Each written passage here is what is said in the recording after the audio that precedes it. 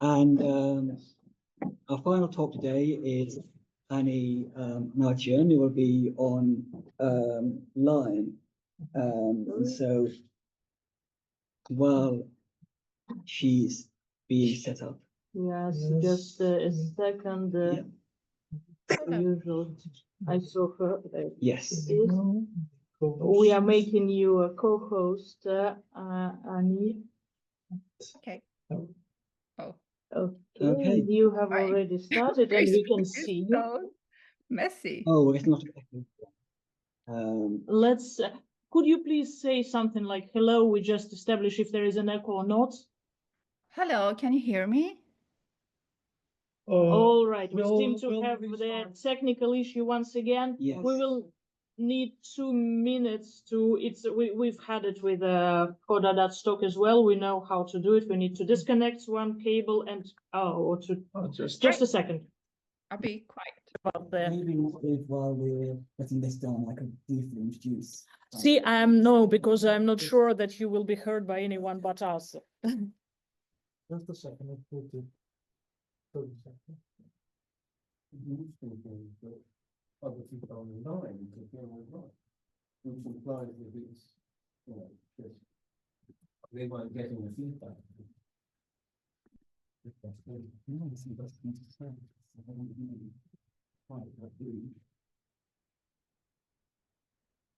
All right. It's reconnecting.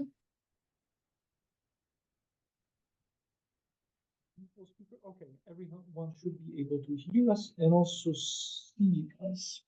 So we ask Annie to say something once again, so we Hello, can you hear me? can hear you very well. Thank you. I can hear you. Okay, great. Very good. So we go to the presentation. So I'll very Presenting, quickly sorry. introduce, shall I?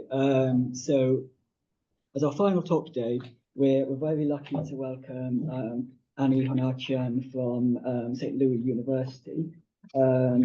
Now, Annie is an assistant professor of theological studies and works on social, political, and religious development in late antiquity, focusing particularly on the interchange interaction between the Roman and Sasanian empires and Armenia. And today we're going to be hearing on the talk entitled Bad Seeds and Sacred Fires, Religious Defiance and Imperial Contamination in 5th century Armenia, which is particularly interesting to me. So I'm, without further ado, going to hand over to you, Annie, to take it away. Hey, great. I think we saw each other at least, right? You came to the talk I think did so, jointly yes. with Kate. Yes. So, I like things contaminated. Okay, so the topic is bad seeds and sacred fire and this religious defiance of the Armenians.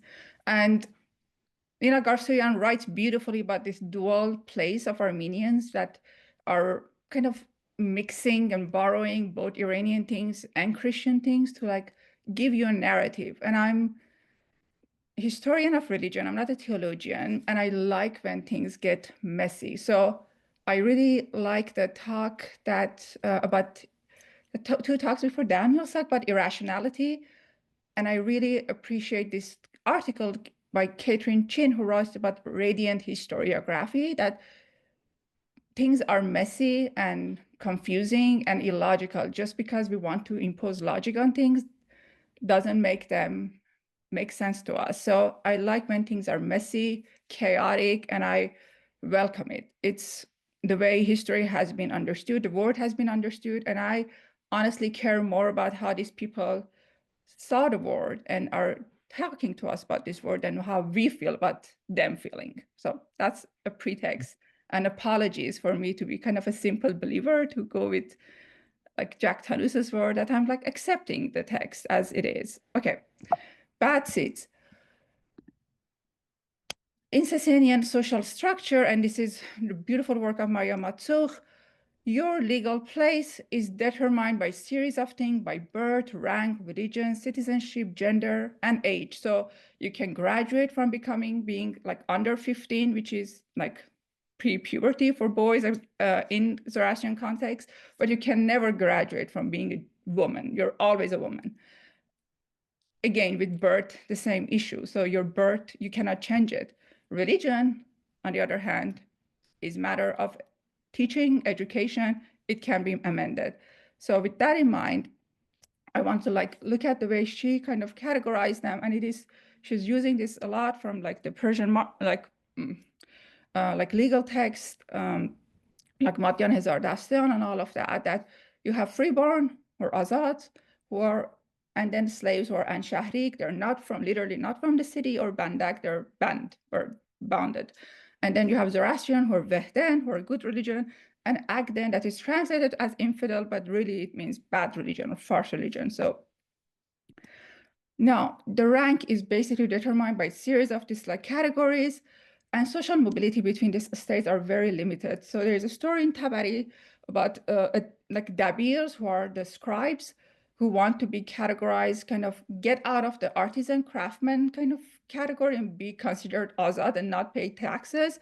And Khosrow Parviz is like asking, who is demanding this? And he's bringing this guy come over and said, and I said, who are you? He said, I'm dabir, and immediately kills him.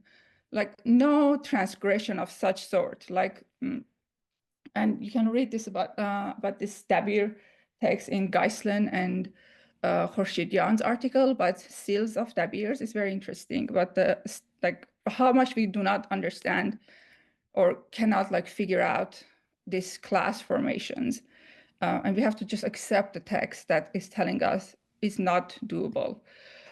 Iterate. So in order to place your claim in this empire, you have to have good seeds. There's no like confusion about that. Marzouq kind of goes with the story of genealogy of the Sasanian king. The first one, the founder, Ardashir. 4 different sources give us 4 different genealogies. They want, he's a son of Sasan, grandson of Papak. How is this happening? This is a fictive marriage, which is Saturi, which is when your wife just becomes pregnant through another man, but the child is still yours. So it's kind of adoption, or surrogacy marriage, or it is actual paternity. And the Arabic sources just like figure it out, like Tabari figures out as like a grandson situation. Marzouq says that these stories, it doesn't matter which one, there is no truth to this. What matters is what I try to tell you with these stories, that they're blending historical reality and legal construct to create this legitimacy. And they're skipping over Parthians or Arsacids to land on the Achaemenids legacy, because Sasanians see themselves as continuation of the Achaemenids in some ways. And they're doing it through different legal strategies that are acceptable for them, but we are like very confused about them. So this is a Sasanian work, so I have to read some Persian, like bear with me. This is in Ferdowsi, kind of like the last book, when Bahram Chubin is kind of confronting Khosrow in this like last rebellion of Bahram Chubin. So he's a general from Mehran family. He has no place to like claim to be the king, but he does it anyway. So چو بهرام روی شهنشه دید شد از خشم رنگ رخش ناپدید از آن پس چنین گفت با سرکشان که ای روس بی زاده بدنشان. So this is my translation. It's like he said, this guy face got so angry and said, you rebel, you son of a prostitute. This is the only time that Ferdowsi used Rusbi or prostitute. You have bad omen. And then for 20 pages they go back and forth, kind of dismissing each other. It says as بدتنان بودی و بی بنان. Tan and bone have legal construct, meaning in like one is from tan, from body, you're genealogically connected, or you're from bone, from like fictive marriages, kind of you're connected. And as تخم ساسان رسیدی به نان, like you did not arrive to the bread, like literally naan, from the تخم ساسان, which is like the seed of Sasan. Didn't you get to all of this from our generosity? بدو گفت بهرام که در جهان شبانی ز ساسان نگردد نهان. So Bahram told him, like, even if you are a shepherd, you cannot hide, you're royal. There's no hiding it.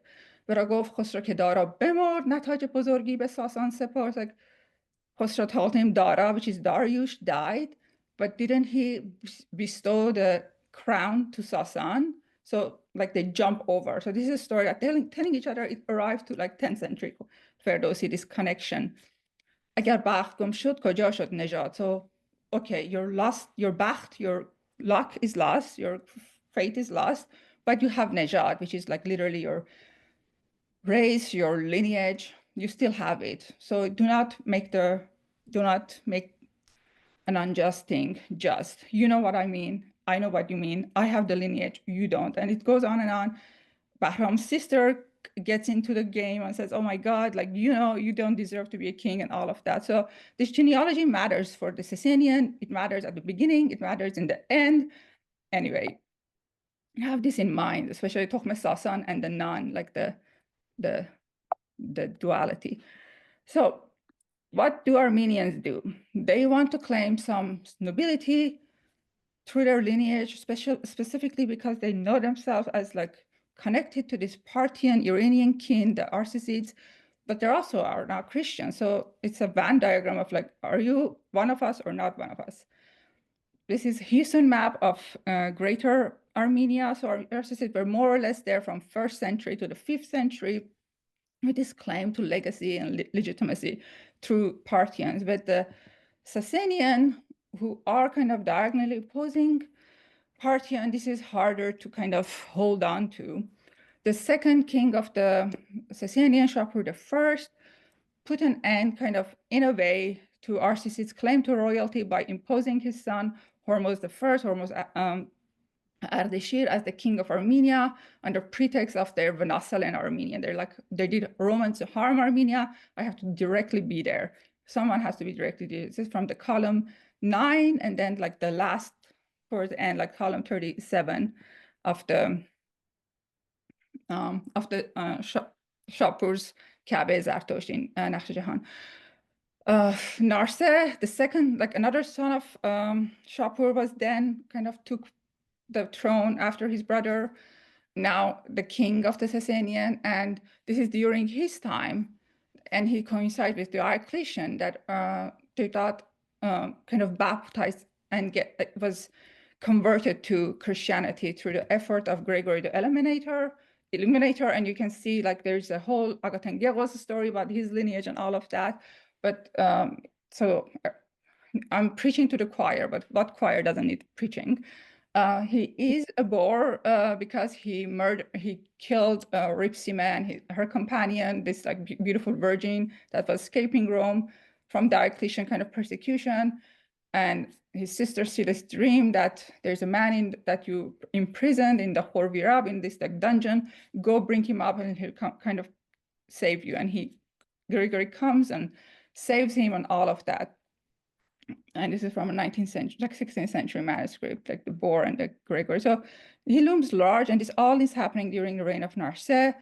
Thompson studied this 4 like different versions of Agatan Geros and tells us that the Armenian sources really care about genealogy of the Gregory as a royal person from Parthian Arsacid heritage. Kind of embarrassing how he pulls it up, but either way, Syriac and Arabic texts do not care about this place, this like backstory for him. So you can read about this like genealogy making in Thompson's, like the one that has all the books.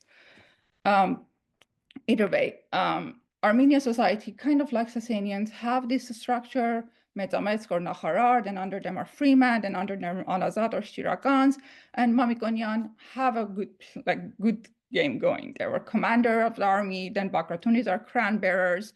Gregory's then became the family from these lines, and eventually they will link themselves through marriages with Mamikonian, and every patriarch of Armenian church is coming from this family until the reign of Bahram IV, that he puts an end to it.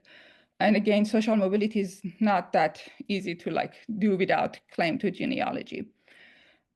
Christianity in Armenia is tied to royal authority from its inception. This is not a Syriac church that bishops have to like, with some gymnastic, try to like claim some place and connect themselves to the King of Kings to get their place of power. They already are starting with endowed land at Daranqik and Ashtisha. This is to the east of Lake Van, east-north, and then they have ruled This is Garsoyan's work through Atnos, that like they have these princely domains, and one of the children of the owner of this tanut there, this like house, becomes a bishop, and then he just like heirs this land. He like endowed land is not going to random places. Each bishop is coming from one of these specific families. So they're already rooted. They have endowment with them. So this is the same case as Maruta. He is not a nobody. He is in Sofene, but his father was the owner of the land that he's from. So they have to like do this like facelift and become more appealing to Christianity. And I did this Maruta work basically through Elizabeth Foden, like Barbarian Land, and I'm very grateful for her. Whenever I have to give a talk, I have to take Elizabeth Foden for her contribution on Barbarian Land and like the movement of people. So either way, this is the land that Armenian nobility, Armenian now bishop nobility lineage are owned. Like you see how close it is to Rome. This will become a problem once during the Shapur II time, that 363 battle with the Julian, that kind of started the kind of procession that eventually 387 will divide Rome and divide Armenia between Roman and Sasanian control. So a lot of this departure that kind of started with lands, like Rome coming too close to Armenia. And at 387, in order to like stop this chaos, Theodosius I and Shapur III kind of divide Armenia into like big, weaker Armenia, and then like more like bigger, major kind of greater Armenia and Persian Armenian side. So you can see how a lot of this land are now lost, kind of, or like too close to Rome. This is Arsacid map of Houston, and then this is kind of the Persia Armenia. Like this is like a lot of territories are now like in precarious place. This is the lines of 387.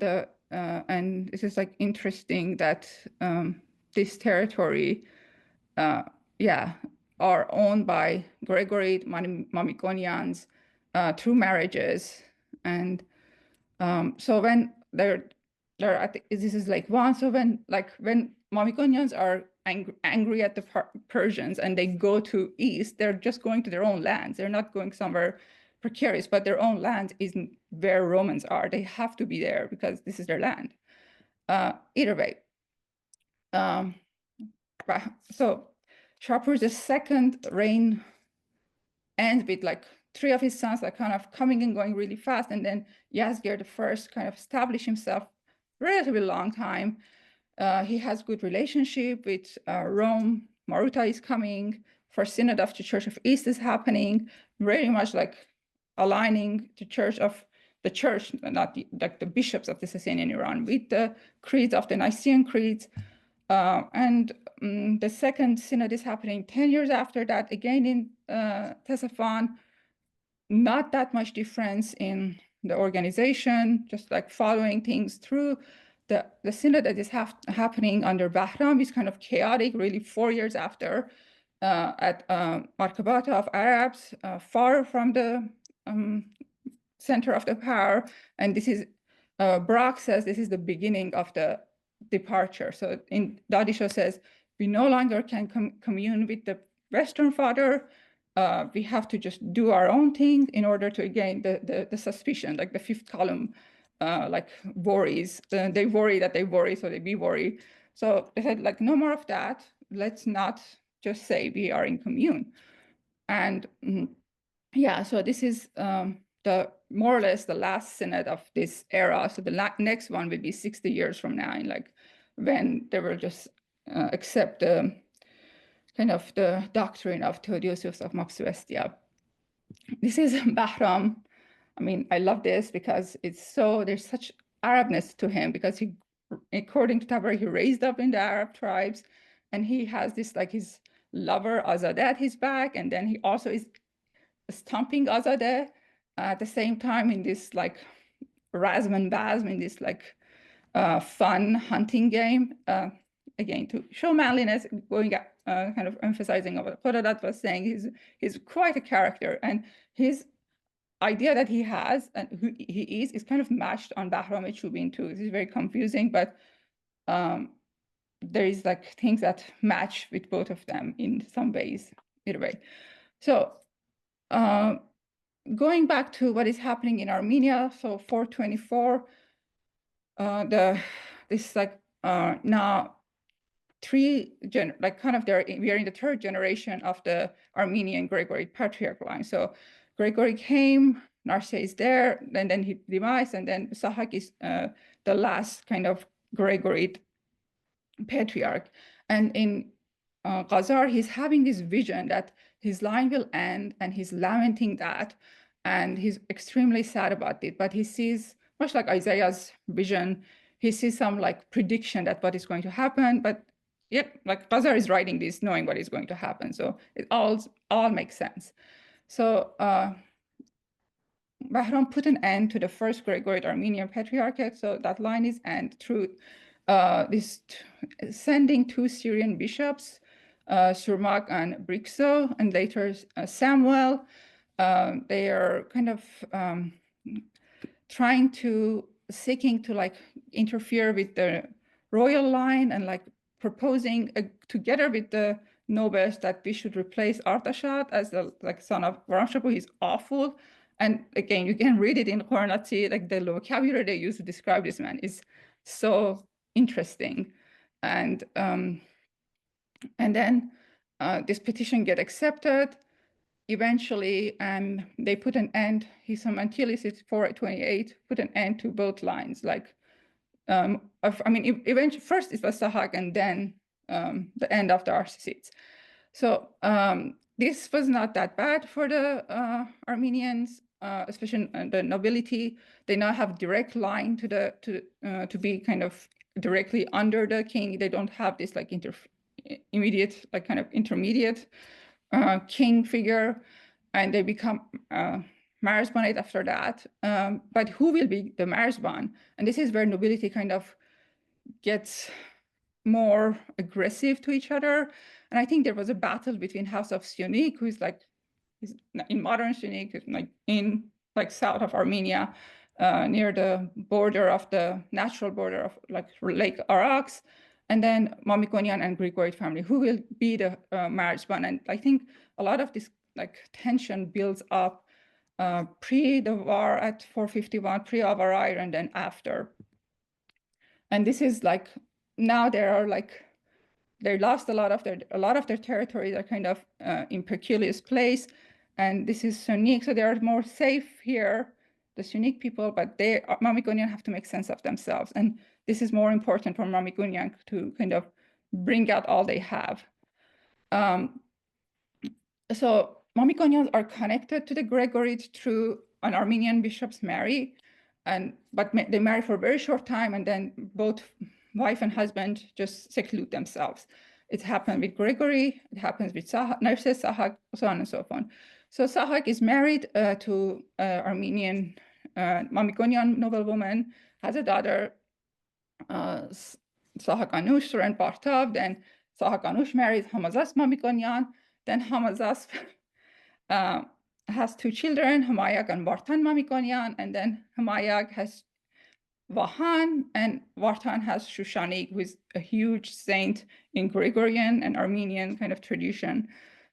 So this is their family tree. So now they're joined. Now ecclesiastical and military is in one family, and it all kind of boils down to Vartan kind of placing himself kind of in this ward, and then Vahan finding a resolution.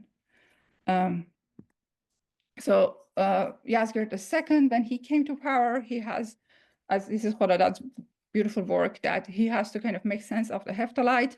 He moved his headquarters to Neyshabur, and he chose the coin that says Kian on it. This is, Khordadad argues that he's doing this to one-up the Heptalite who are already using this. Turaj Daryai says that he's using this to connect himself to this mythical Kianid dynasty, but either way, he's worried about Heptalite. And Heftalites are so Central Asian, far from him, and he's establishing like a city in Neyshabur. So if one of this enemy is too strong, his supporter are too willy-nilly, and these are Armenian, Iberians, Albanian, Caucasians, and then people of Kirkuk. You can, all these 4 communities more or less have to be conforming to Yazgerd II if he has to go to war.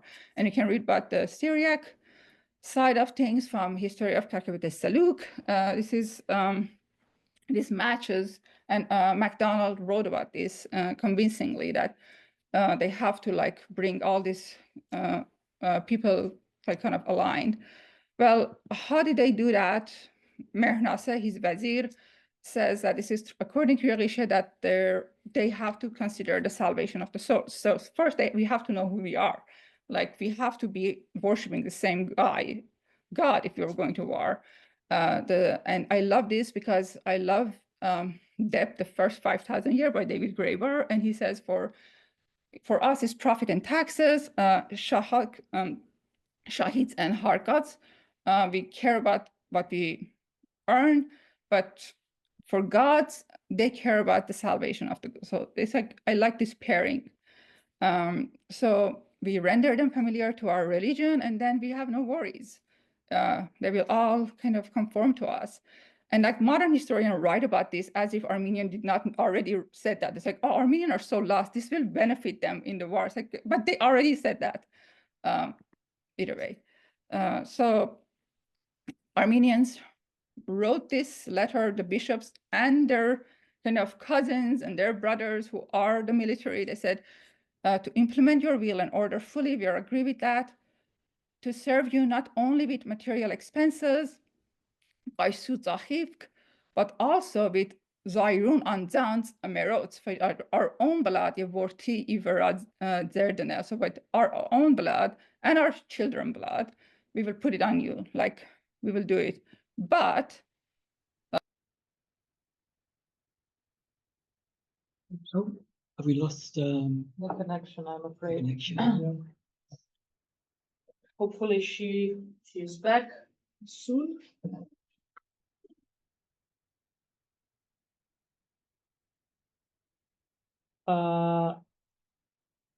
Sorry, there must have been some interruption on the connection on the other end of the Atlantic Ocean, but we hope that Annie will. Well, Annie is actually here. She's just muted. But she's I can see her on the right-hand side. and also stopped presenting though. Yes, but we might need to give her back the power. Oh, there's-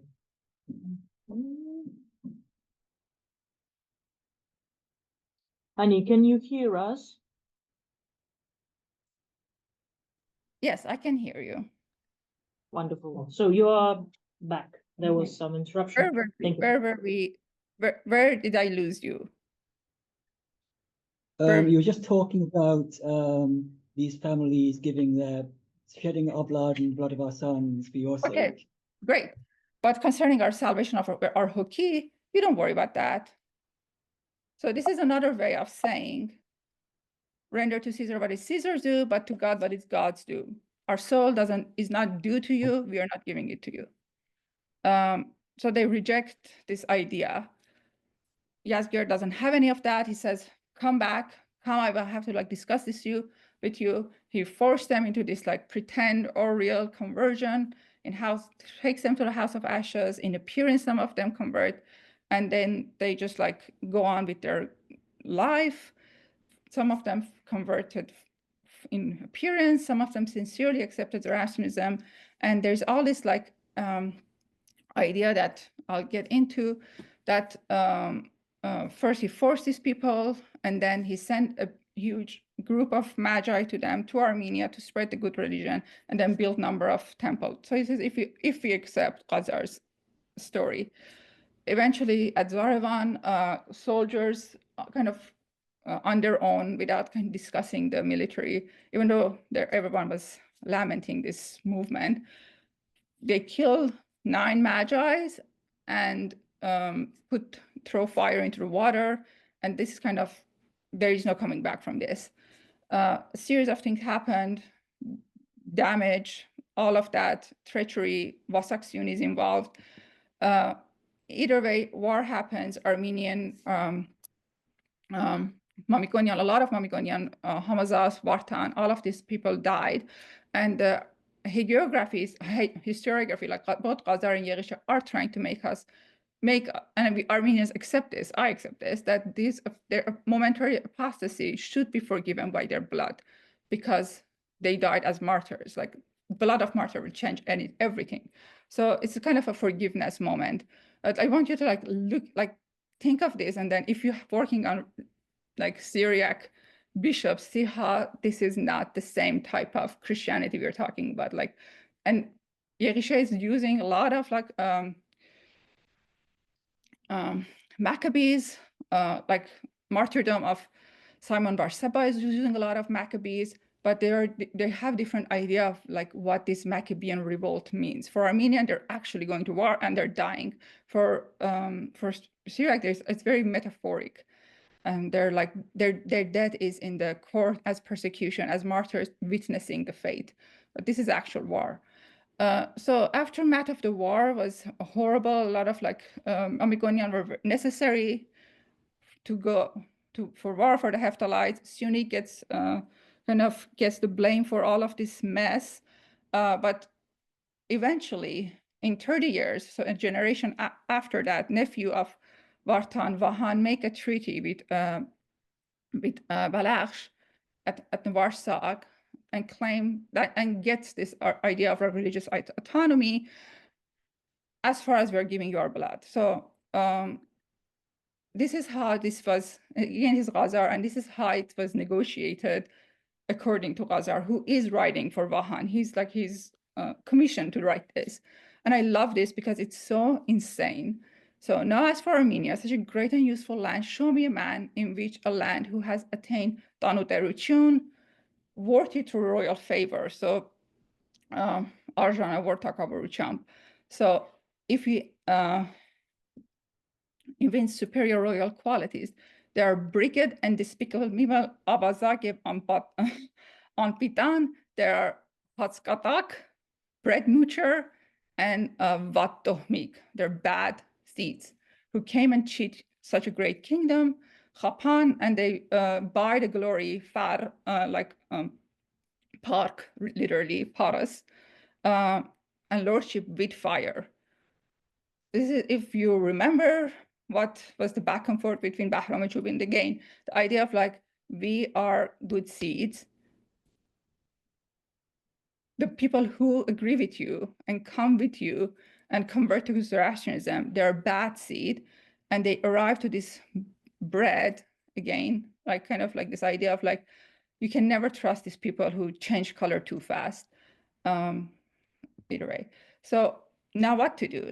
You accepted these people because they pretended that they worship fire, but this is exactly what is happening. And this is absolutely the state of mixture and discussion, disgust that Zoroastrian function on purity too. This disgust about fire being contaminated, and Khazar goes all the way in there. Going a little aside from you, their mezen ikra get pin the fire and throw their experiment in the ember, and they become enemies of the merchant and the matter they bought. So Zavajara Masin Tishnamanan. So no doubt about that. So you bought yourself this unsavory people that now are contaminating your royal fire. Make a deal with us. We are good seed, and we will die for you, and we will stay in our literally an Iran board without contaminating you, and we will die for you. So this is a good deal. So the passage, I find it so glamorous and beautiful.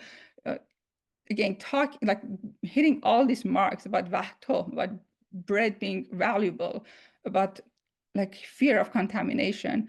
And at 484, Vahan Mamikonian was appointed as a marsman of Armenia and led the Mamikonian through a lot of battle, probably for the Hephthalites, and kind of it's also like this whole story is kind of restoring that vision that Sahak has, and Garsoyan wrote about that finally the Arsacid line will be restored through Sahaks, through Mamikonian, and do not fear that we do not have an Arsacid in our mix. We have the seed continues to this like connection and marriages.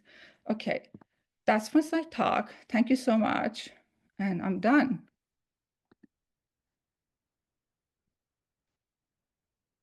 Okay, excellent. Thank you so much for that, Annie. And I think we have a real, we've come full circle in some senses.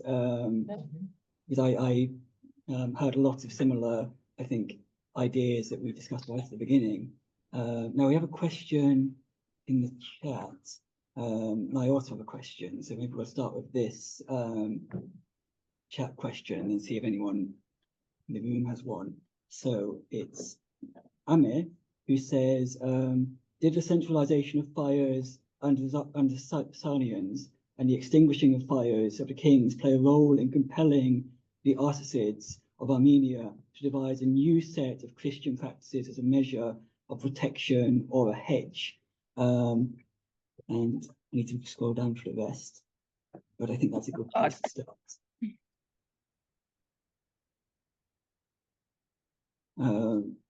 How to answer this?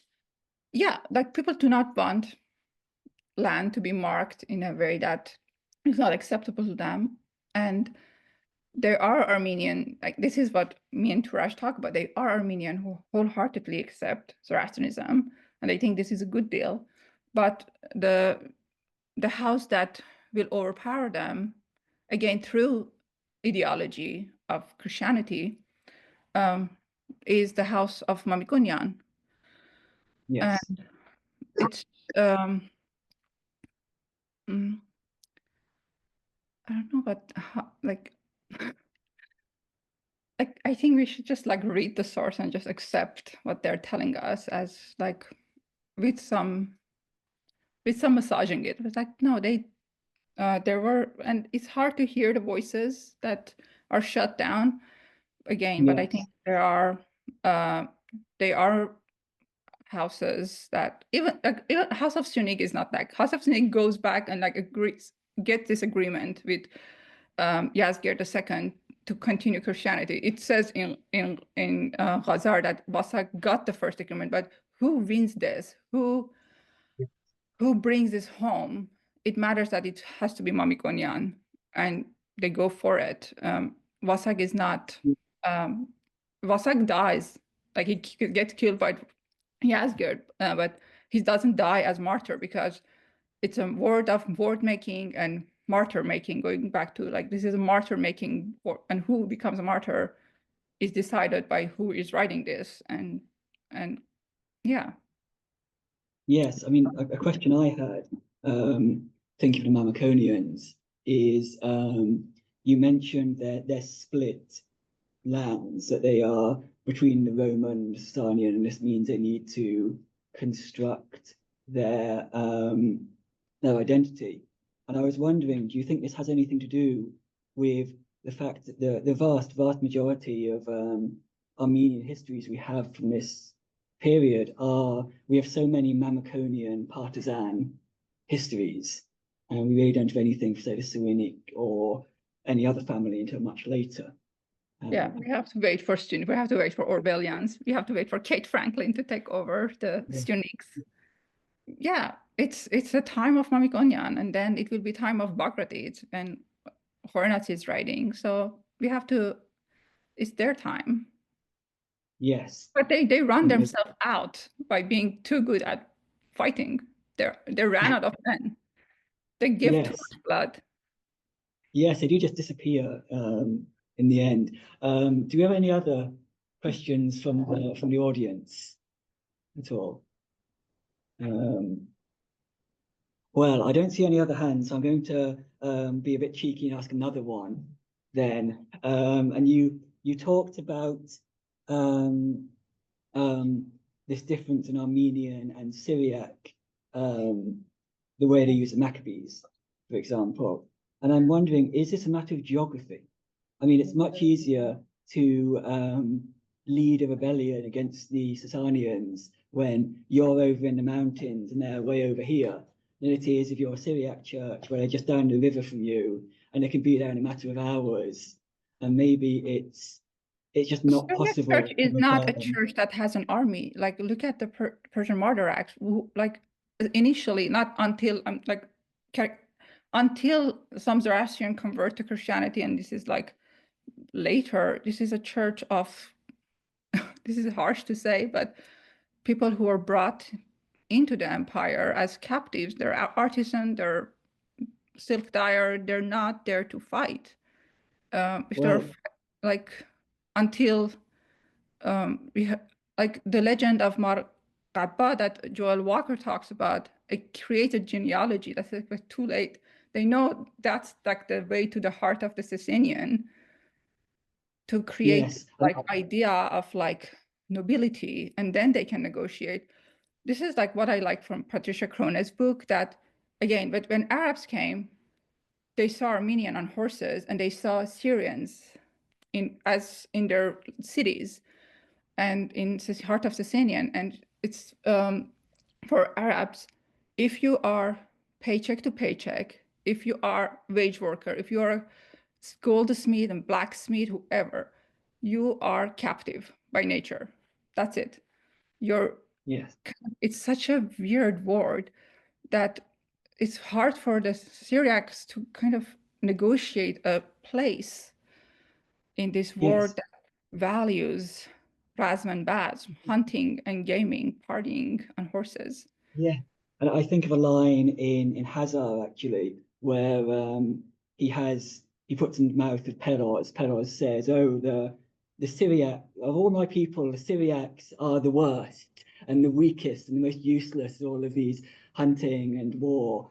And then because this is his period of bad seed Armenians, he says, "But the Armenians are even worse." Armenians And are even worse. We are yes, worse. and they take the offense of this and bring it It's up like, later. but like again, we are all in the world of the Sasanian. We are all negotiating with the big guy, but Armenians are negotiating with actual power. And I do not understand like McDonald's or Richard Payne's argument about power through negotiation. Like if the bishop from Mar Abba to Simon Bar Seppa, if it is affordable for empire to kill your bishop without any fear of rebellion, then you do not have power. Like, what are you going to do? Not send an ambassador? That's not a power. That's not a powerhouse. A power is like, it's such a weird thing. An actual power has to be more tangible. And I don't not see that in Syriac church. I'm sorry. No, do we have another question you said in the chat? Okay, so we have one more question in the chat. Oh my God, I made chat people so Maybe- worked up. Well, it's near Peltakian says at the time, Baham was considered as the restorer of the Arshak dynasty, so the Arsacids. Nowadays, though, we consider the dynasty to have definitively ended in 428. Why so? When did we have a shift? Can we say? Mamikonian claim that they kind of are connected, or because again they're connected to the house of Gregory. Gregory is connected, is an Arsacid like Pahlav, Pahlavuni. So it's all goes back to Maria Matsuch argument that genealogies doesn't have to be genetically acceptable. They have to be fictive, and in that they're acceptable. And I do not care what I think or what you think about the actuality. It's not, I cannot take a DNA test and be like, they're not. This is what the word that they're making is telling us. So I think we have to accept the word that they're making as they are. Yes. Like how much we can find the sources. We have only like 5 sources. And from whichever angle we enter them, we will get our answer. This is like the beauty and the sadness of having very limited sources. So my angle is, I'm a simple believer. I'm like, you're telling me he must be.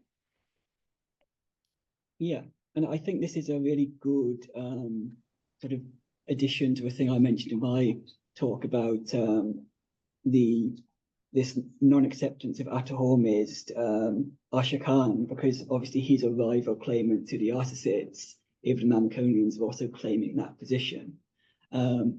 Just before we end, because I think we have time for, I realize I've gone on and dominated this, but do we have any more questions from the floor? Does anybody want to say any last word or?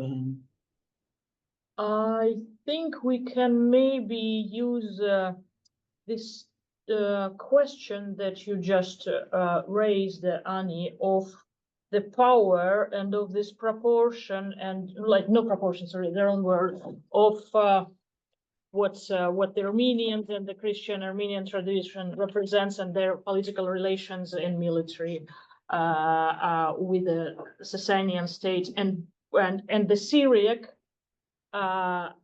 tradition. And when you were saying that, and like they kill a bishop and there is no rebellion, then there is no power. It's true, but it can also be. I don't know. Let's watch what happens on your side of the ocean now with all that is going on. I hear some of my it's coming to modern politics, contemporary, for more than 20 years, there's kind of been an anticipation, a wait for some rebellion happening in the country I come from, and after the events of the last 3 years as well. It is a straightforward argument, but I fear it's a little bit of a too straightforward argument. And for the Christians in the Sasanian Iran that you mentioned, that it's later the powerful converts, but for the 5th century, this is what we have as far as I understand, and with high positions in the political elites. It's maybe just another layer of our perception that then their deeds are presented to us through the martyr acts and that type of historiography that very specifically reflects a part and emphasizes this martyr and narrative and so on and so forth. But we just don't have a part of this puzzle, I think. I mean, sorry, but I'm just inviting everyone to go into the discussion. Yes, sorry, Annie. Yeah, I think like the church, like the church is integrated, like the Church of the East becomes very integrated in the Sasanian world. And again, Matuk writes about like this reformation of Marabba, who I think the nobility, if there is a nobility, Christian nobility, who are late convert, they want to create fictive marriages to kind of preserve their house and property through this like reproductive labor that the women are doing. And Marabba says, no, we are not doing that. We are Christians and we just like marry whoever we are going to marry. And we do not have like make like a surrogacy marriage to like our inheritance to go to someone. So it's like really like, and that's like Marabba is like at the reign of the Khosrow Piruz. So I think there are nobility that wants to like gain some power through land holding, but the reforms of Marabba like kind of stops that. And he dies in exile. Like he has a martyrology, like he's not a martyr. He's a martyr of the Syriac church, but like he doesn't die. He doesn't die under persecution. But like there are, or like yeah, but they're later, and they're very like Piruz is like really like 20 years after an Islam is coming. Like that's too late to like get your act together. I don't know. You're right. Yeah. There are voices that are shoved down because who we are is like we are not converting out because someone died for us, and that's a strong message. Yeah. Right. Shall we say thank you to Annie and begin Absolutely. our discussion then.